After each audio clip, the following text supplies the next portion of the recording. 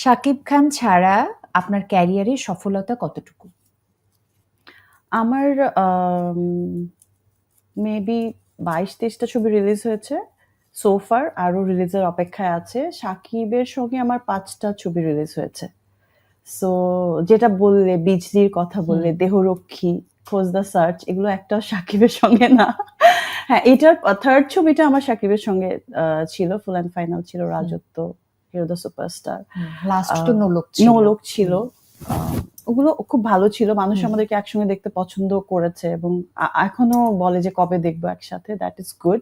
এটা একটা ভালো, বাট তার বাইরেও আলহামদুলিল্লাহ অ্যাকশন জেসমিন ববিকে চেনে।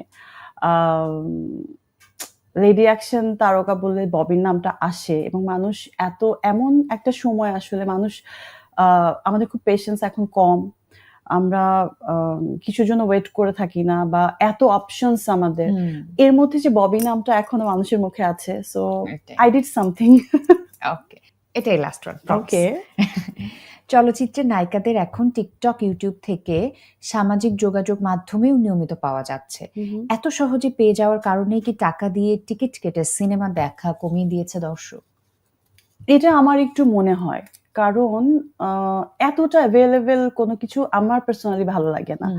সো তারকা যেহেতু মানুষ ভাবে, সো জ্যাম ঠেলে কষ্ট করে টাকা দিয়ে টিকিট করে গিয়ে একটা হলে গিয়ে একটা কিছু দেখা, বা কাউকে মানে পছন্দের মানুষগুলোকে দেখতে পাওয়া, ওইটার যে একটা বড় স্ক্রিনে, ওইটার যে একটা ব্যাপার আছে না, ওই ব্যাপারটা আসলে আমি যদি এতটাই অ্যাভেলেবেল হয়ে যায়, একটা ক্লিক করলে আমাকে দেখতে পাচ্ছে, বা সারাক্ষণ টিকটক করছি বা যে কোনো কিছুতে লাইভ করছি, যেটা আমার একদমই অভ্যাস নাই। মানে তারকা মানে একটু ধরাছোঁয়ার বাইরে থাকাই উচিত বলে মনে করেন এখন আমার আপনি? মনে হয় আমাদের বাবা মার সময় বা আরো আগে যেমন ছিল, বলে যে স্বর্ণযুগ, চলচ্চিত্রের স্বর্ণযুগ, আসলে তখন ওইটা ছাড়া তো কোনো অপশনও ছিল না, রাইট? আমাদের বিটিভি ছিল আর ফিল্মের মানে হল ছিল, এর বাইরের কিছু দেখার মতো আসলে অপশনসটা ছিল না। এখন তো অনেক options, but still I believe যে কিছুটা এক্সক্লুসিভনেসটা খুব জরুরি। ওকে।